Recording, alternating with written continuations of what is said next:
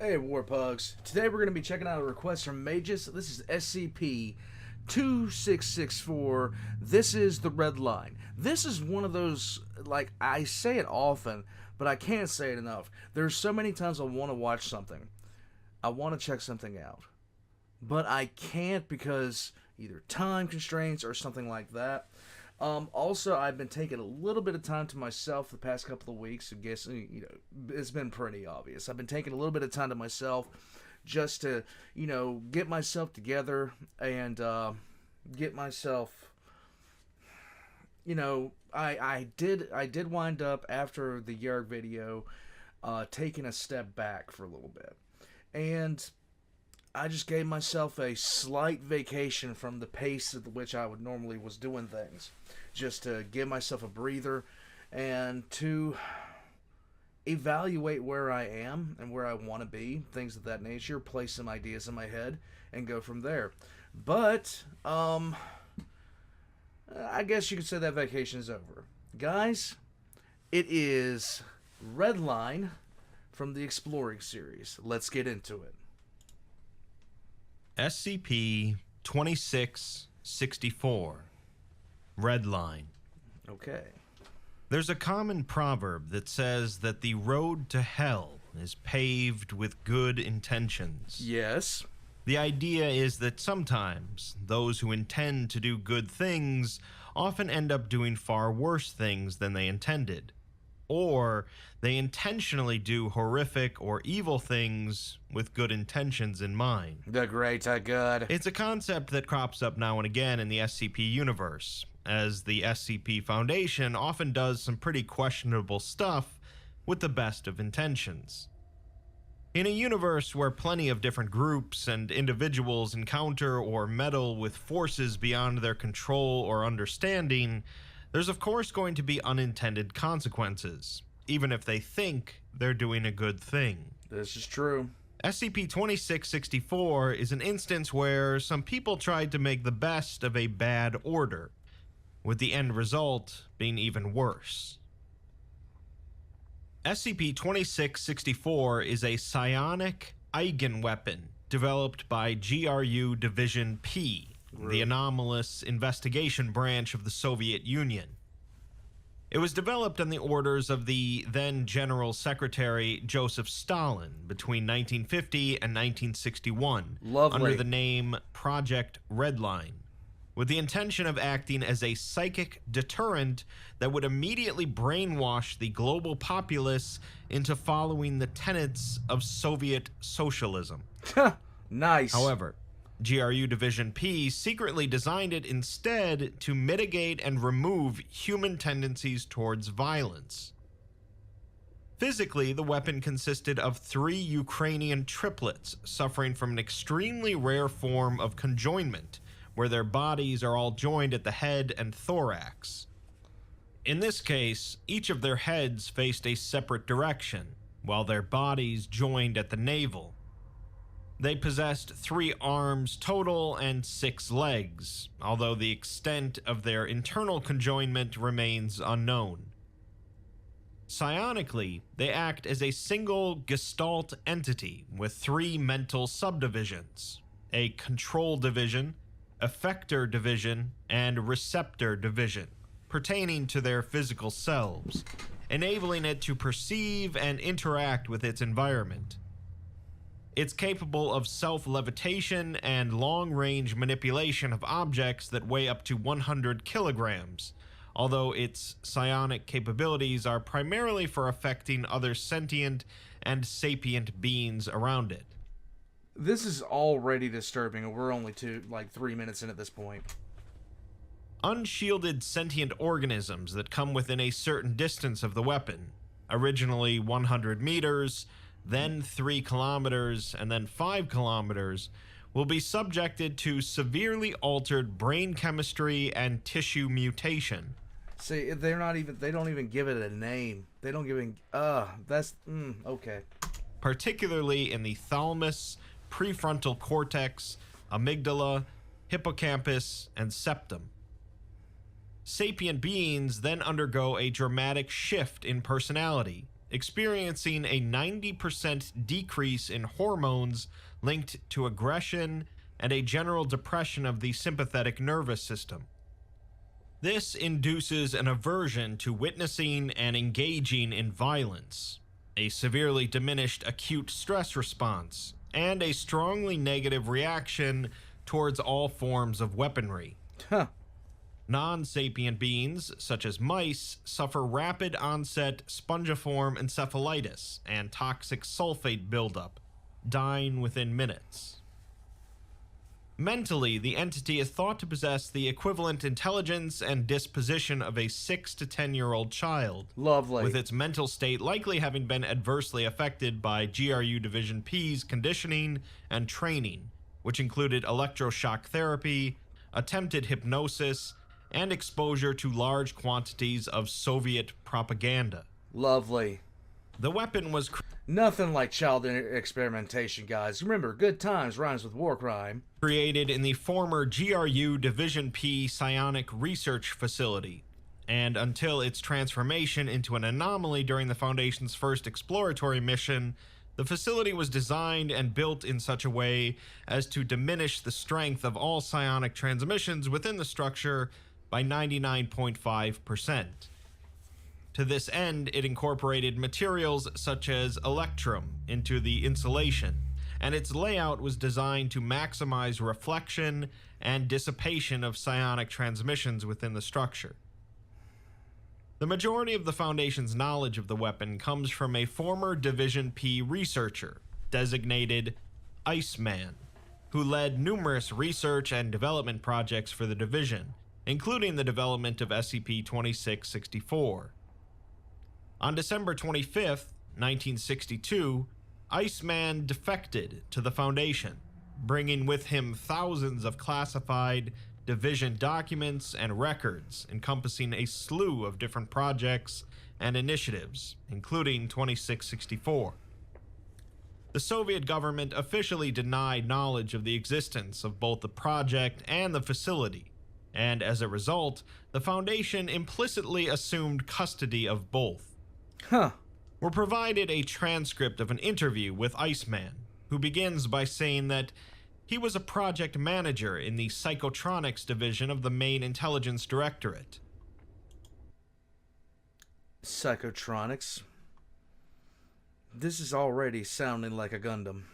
When asked about Project Redline, he says that officially it was an initiative commissioned by Stalin in 1950 to create an ultra-powerful psychic weapon, one that could mentally convert people to follow the tenets of Marxism-Leninism doctrine. However, almost all of the members of the Psychotronics division, including him, were veterans of World War II. More than 20 million Soviets died in that war, and no one in the division, not even the chain of command, were eager to build another weapon so soon. Yeah. Instead, they dreamed of freeing mankind from the necessity to make and use weapons at all, and so they secretly designed Redline to convert people into pacifists. Yeah, I'm not sure how well that would have worked. We know that the Soviets continue to develop weapons, stronger and stronger weapons. Oh God, the nature of the Cold War, the way that it was done, just so many horrible things happened thanks to the Treaty of Versailles. But anyhow, keeping going. This was all done in complete secrecy, of course, Yes. as the KGB would have killed or shipped everyone off to a gulag if they caught even a whiff of it. The process of creating Redline was complex, as they had to distill more than 20 years of psionics research and theory into a workable engineering problem. The basic theory was that the psionic capabilities of humans were limited by their bodies, and so a child might have 1,000 times more potential psionic energy than an adult, but only be able to practically output 1/10 as much due to their underdeveloped body. They hypothesized that by subjecting a capable mind to massive psychological trauma and then inducing brain death, the person's mind, associated consciousness, and all of their psionic potential would disassociate from the body at the moment of death. And it's, of course, not going to be pissed at you for doing it to it. They could then lock that mind into a controllable avatar. They initially tested and then refined the process on political prisoners, and once they were confident with their methodology, they began to look for children, since they were more malleable and easily trained. They struck gold in 1960 when the KGB brought in a set of conjoined triplets, horribly deformed and yet immensely capable. They determined that it was almost entirely their psionic abilities that was keeping them alive. They spent another year assessing and measuring the triplets' psionic abilities until they were finally ready to proceed. Lovely. Over the course of 48 hours, they treated them with massive dosages of LSD, forced them to watch specially made propaganda, and then electrocuted them to death. Charming. The triplets' consciousnesses then disassociated, and they were able to capture them thanks to a redacted device. Yes. Iceman wants to make it clear that he is not proud of what they did, but he did it because he believed that their sacrifice would change the world for the better. Did it? The interviewer asks how they controlled and operated Redline, but Iceman's response is entirely redacted from the transcript. They move on to asking how Redline was tested, to which Iceman says they tested it a total of 5 times. The first 4 times, they brought it in front of increasingly larger groups of incarcerated, violent criminals, activated it, and then asked them to attack people whom they claimed had had them incarcerated. The 4th time, they brought Redline in front of the entire population of the Norlag Gulag, 50,000 of the most vicious criminals known to man. All of them dropped their makeshift knives and refused to move an inch, even as they threw the gates of the camp wide open. The 5th test involved using Redline on both Nikita Khrushchev and John F. Kennedy during the Cuban Missile Crisis. Even 10,000 kilometers away, in the middle of a remote mountain range, they were following the events in Cuba. They were certain that nuclear war was inevitable, and all their work would be for naught. They were terrified for humanity, so they fired Redline on Moscow, 4,000 kilometers away, and then on Washington, twice as far. They had no idea if it actually worked, as all they cared about was that war had been averted. He then says that perhaps they even caused their own downfall. Less than a week after the crisis ended, Khrushchev ordered that the division be closed down and all of its projects destroyed or put into storage. Psychotronic's command was furious, as it meant that they were almost entirely impotent in Soviet politics. They brought in a new psychic and ordered them to rework Redline into a more aggressive state. Iceman supposes that this was inevitable, as with Redline, they could strip entire armies of the will to fight, to resist, to breathe. You cannot, there's no overselling this at all. There is no way to oversell this. With a weapon like this, you win. Automatically. Just automatically, you win. Doesn't matter what the occasion is. Doesn't matter the situation. You just won the fight. They were to perform a conjunction, implanting Redline's consciousness into the new prisoner, and then disassociating it again, drastically amplifying its powers, but for conquest. He was disgusted by the idea, as it was a betrayal of the ideals for which they and the children had sacrificed so much. No, you didn't sacrifice nothing. You electrocuted, tortured, and got a bunch of kids high. Well, a bunch of kids, yeah, the 3. He decided to defect instead, and was lucky enough to have near unlimited access to the entire Division P library, and need to leave for Berlin during the week of Christmas. Huh. Those were the most terrifying weeks of his life, and he left for Berlin on the week that they were doing the conjunction process, fleeing and coming here. Following aerial reconnaissance of the mountain range and confirmation of the existence of the psionics research facility, 8 members of MTF Lambda 9, Mind Over Matter, were sent in to investigate. All members of the team were equipped with Keter-grade anti-psionic equipment and experimental hollow cavity firearms for inflicting maximum cerebral damage. Lovely. Additionally, 2 of the members possessed scouting and offensive-grade psionic capabilities. One of them an experienced agent that had been team leader for 11 years, the other a new agent.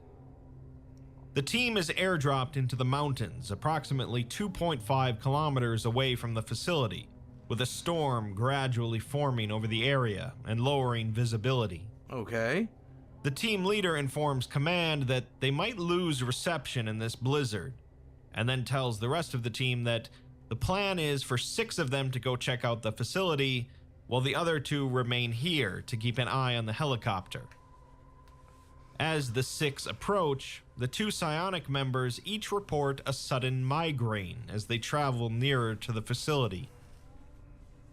As it comes into view, the team leader reports to command that it matches Iceman's description, being a big block of concrete with small windows and vents near the top. They can see 3 guard towers around the building, and the new psionic agent just performed a basic mental sweep, not picking up any living things outside of the facility. The team gets the main door open, and they head inside, at which point contact is lost with the entire infiltration team. Go figure. 5 minutes later, one of the 2 agents remaining at the helicopter experiences a psionic sensation, allowing the team leader to use them to communicate from inside the facility. The leader reports that all of their radio equipment died as soon as they walked in, but his and the other psionic agents' capabilities are going crazy. Huh. They can still sense the 2 agents at the helicopter, but don't know how far away they are. And there's something different here that's allowing him to tap into one of the agents. He's not sure how to describe it, but it feels like something is spying on them. This is always a bad sign. This is never a good sign. Like, you just know it's gonna be bad. The team is standing on a double helix, vertically, and the moment they walked through the door, they were standing perpendicular to it. It's orange, green, purple, and red, and it just keeps going into this large, empty white space. He can't see a horizon, but there's a bunch of these orbs floating off in the distance. Yay. They're all kinds of colors, but he can't tell how far away they are. He's not even sure if they're that far away, but the helix just keeps going forever, not getting smaller. The door they came in is floating about 3 meters above them, and they can see the snow outside. One of the agents is going to try jumping up there, but after a brief pause, the agent that the leader is speaking through suddenly screams, and the leader begins swearing. He tells command that the agent tried jumping up to the door, but as soon as he jumped, it was like gravity suddenly came back. He couldn't make the jump and fell past the helix, and they can't see him anymore. He can still sense him, though, as he's still falling and screaming. I would never want this job. Never. Under any circumstance. I don't care how much you offered me.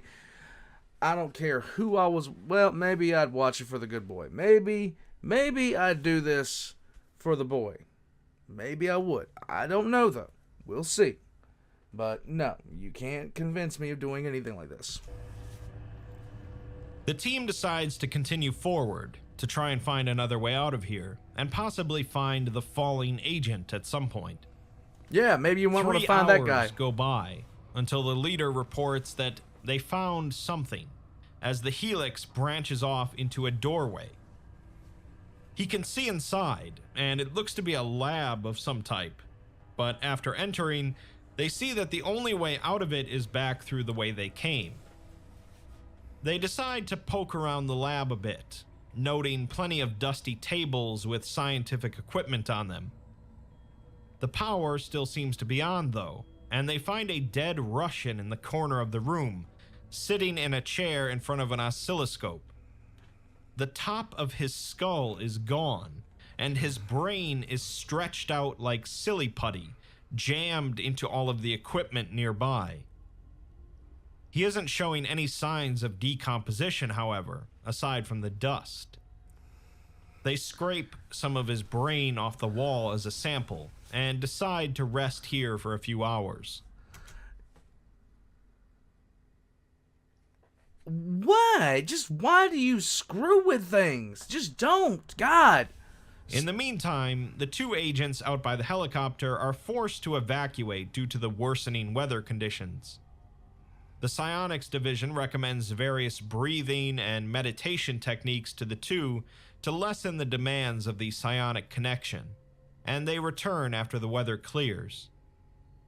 As they do so, one of them gets taken over again, this time by the new psionic agent, who tells them that they've been trying to make contact for hours. They've been still waiting in the lab in the meantime, but are now going to continue down the helix. He mentions that he can still hear the falling agent screaming, and a couple of hours later says that they saw the agent falling past them. They're going to continue on, but they'll try to catch him if he comes by again. The team soon finds another door, leading to what seems to be another lab. 3 of the team head in to check it out, and the agent asks Command if they spoke to Iceman at all about what's going on here, but he disavowed all knowledge of the current state of the facility, even under intense interrogation. Yeah, they tortured him. Yay. Inside the second lab, it looks to be similar to the first initially, but soon the agent reports that there are 8 bodies in the lab. The real concern with this, however, is that the corpses resemble the 8 members of the MTF, all wearing lab coats. They take some samples, but the psionic agent takes a break for several minutes outside of the lab, until he says that they're going to continue along the helix. 2 hours later, they hear from the agent again, as the team found another door. 2 of the agents go check it out, while the rest wait for the falling agent. 20 minutes later, the psionic agent says that he can feel the falling agent approaching. Something's wrong, though, as it feels like he's falling directly towards them. And good. It feels like he's faking his screams now. The team takes their safeties off as the falling agent comes into view, approaching them directly. But he's naked now, and his arms are stretched out. Oh, come on, man. The psionic agent notes that his screaming isn't getting louder, but rather that it's getting flatter. Suddenly, the agent out by the helicopter that they've been using to communicate through goes limp. He returns to consciousness a few minutes later and begins speaking immediately. The other agent outside asks what happened, and it turns out that it's currently one of the non-psionic agents speaking, without explanation as to how. Command asks the agent to say the passcode to confirm that it's actually him, which he does. The agent isn't sure how they're communicating psionically either, suggesting that maybe he's absorbing the psionic energy in this place. 3 of the other agents stranger things have happened. Are gone, including the fresh psionic agent, and the team leader can't sense them at all. The agent speaking and the team leader were the ones checking out the door when the rest of the team saw the falling agent, so they're unclear as to what exactly happened. The two decide to continue on, possibly to try and find Redline or a way outside. A few hours go by until the agents report that it's getting darker and more washed out inside of the facility, remarking on it feeling heavier now. The agent's head is starting to hurt, and it smells like roasting human flesh. Lovely. The agent reports that the sky has now gone black. Lovely. But there's still plenty of orbs hanging around like jack-o'-lanterns. It feels like walking through a concentration camp, and the team leader says that he's sensing a lot of death echoes of a lot of people dying at once. The orbs then suddenly start to go dark as well, and the burning smell is getting worse. Great. Then everything becomes tiled, as if they're standing in some kind of giant doctor's office, and they see the rest of the team floating towards them. The agent outside then begins speaking in Russian, seemingly of a doctor speaking to the three Redline triplets, telling them that this won't take long, and they are making them proud. They're going to begin the disassociation process now, and the doctor promises them that it won't hurt. Which is going to be a load of crap, I know, in 5 seconds. Giving them some sugar candies and juice. That is so messed up. Oh, come on, man. Then the other agent outside begins speaking, with the team leader speaking now. He reports that the other agent was absorbed by the rest of the team, and he started floating in the middle of them until all of their brains burst out and mushed together. In response, he ran, but he can still feel it, and says that the thing spying on them is Redline. The other agent continues to speak in Russian, saying that they're making them so proud, and they need them to be peaceful. He tells them that they hate fighting because it's mean, and it's fun to not be mean. The leader says that this entire place, including the facility, the helixes, and the team, are all part of this thing's mind. They've been inside of it this whole time, and it's absorbed everything. It's all around him, and it's toying with him. The Russian voice says to stop and give in, as resisting is bad, and they'll be punished if they resist. The leader says that it's trying to open him up, like it did everyone else. He can see into it though, and says that it's learning from them, and it knows all about the squad and the Foundation. They're almost on him, and says that it's the conjunction. The last thing it knew before it died was that the scientists wanted it to conjunct, so it wants to make them part of it. He tells Command not to come back here, as it wants to make the whole world part of it. Communications then ceased with the two agents out by the helicopter, and simultaneously all members of the Psionics Division reported feeling a sudden compulsion to visit the mountain range, with several reporting that this was the first time they'd ever heard of it. So this is how the God Emperor of Mankind in 40K was actually created. Through a bunch of Russian scientists doing something abnormally stupid. At the same time, aerial reconnaissance of the range showed that the facility had abruptly disappeared and been replaced by an opaque, multicolored sphere, approximately 5 kilometers in diameter, centered on its original location. Subsequent attempts to investigate the sphere resulted in rapid growth of the sphere and the losses of all personnel involved. Yeah, no kidding. Based on the final logs transmitted by the MTF, as well as Redline's original documentation, the Psionics Division eventually devised the current method of containment, involving sending psionically stunted personnel and psionically dampening materials into the anomaly to slow its growth. For some time, the radius of the sphere increased at a rate of 1.5% per month until December 25th, 2000, when the Psionics Division detected an unexpectedly high emission of psionic energy from the area, which resulted in the brain death of all humans within a 200-kilometer radius. At the same time, satellite footage showed the sphere growing at an abnormally high rate. All attempts to halt the growth failed, and Overwatch Command was informed of an impending YK-class end-of-the-world scenario. Yeah, no kidding. Like, this is what happens when you screw around in woodshop class, okay, kids? This is what happens when you screw around. You wind up making essentially it's a reality bender that is highly indoctrinated to think that whatever it thinks is right. Great. Following day, good job. Foundation satellites observed a GOC weaponized satellite firing a spherical payload into the sphere.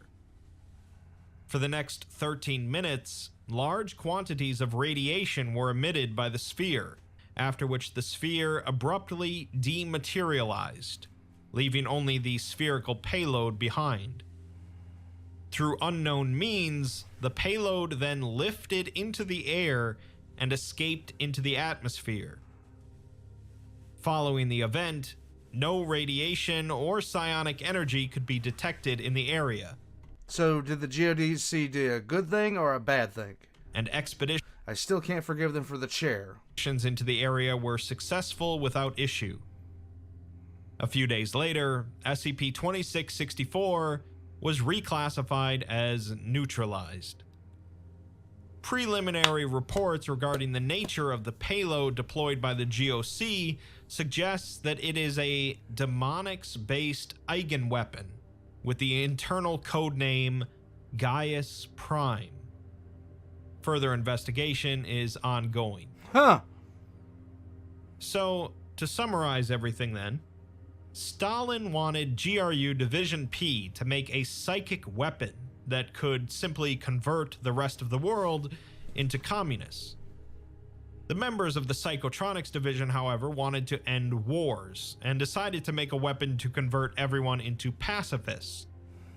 They did this by taking conjoined triplets and killing them, while subjecting them to massive psychological trauma, drugs, and propaganda. At the time of their always a good combination, kids. Always. Death, they then managed to capture the triplets' disassociated consciousnesses, putting it into the weapon.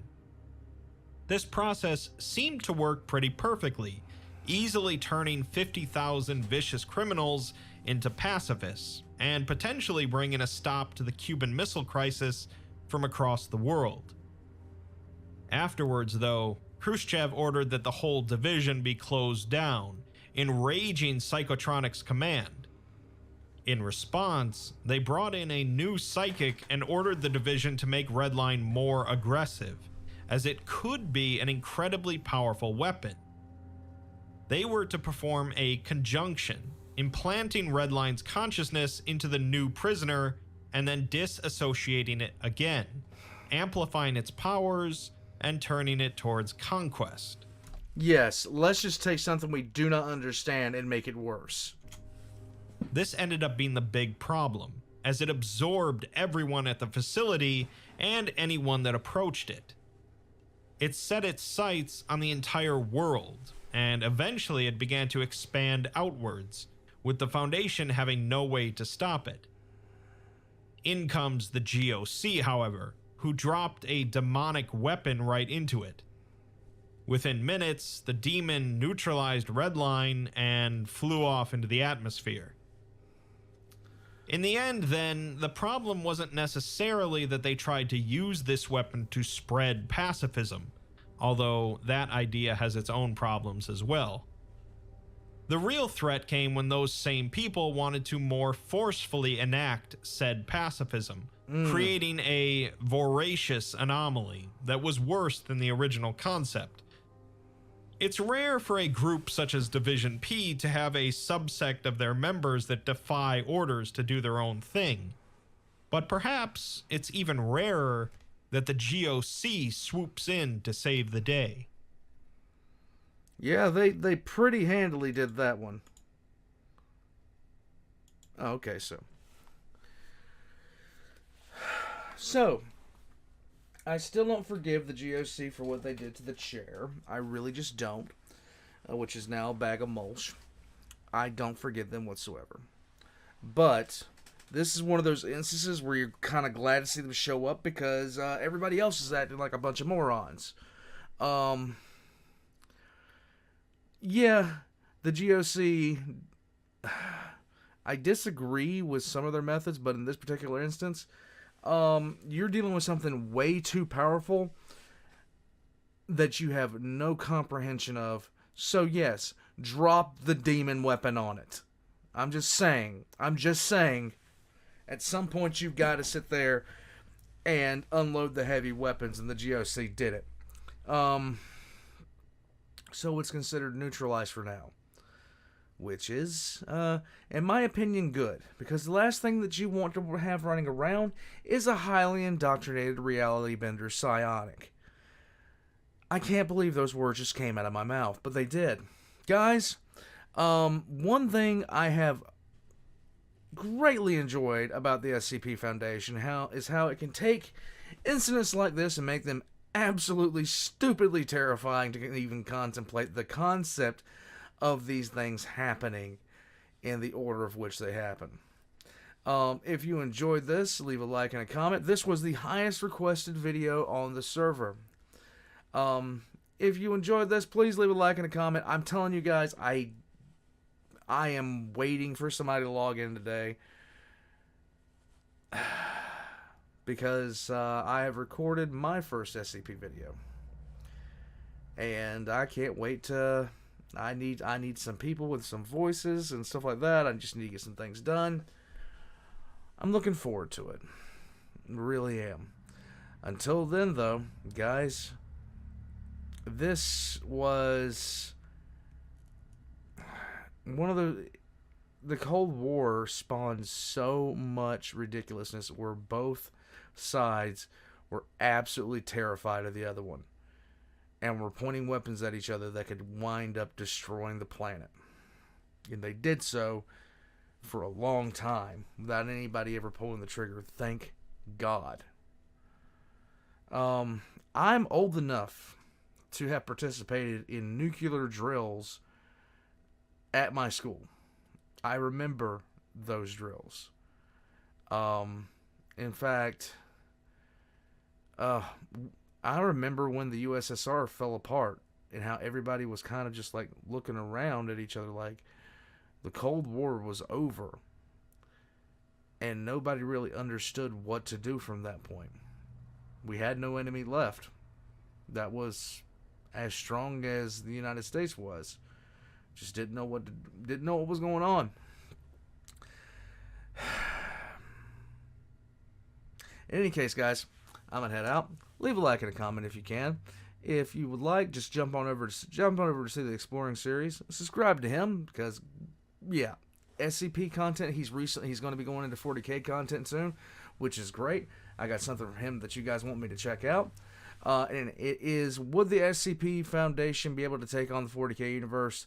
Answer, yes and no. Most of the creatures in SCP would get wiped out in 40K, but there are some creatures in SCP that, simply put, could wipe out 40K itself. All that being said, guys, I'll see you on that video, but until then, I'll catch you guys next time. Check the description down below, and check out the art made by Valk. I'll catch you guys next time. I'm shutting up. I'm completely done. The Russians capture a conjoined triplet subjected to LSD tests and then kill it to put its head in a weapon. That's wonderful. That's some Fallout style stuff there.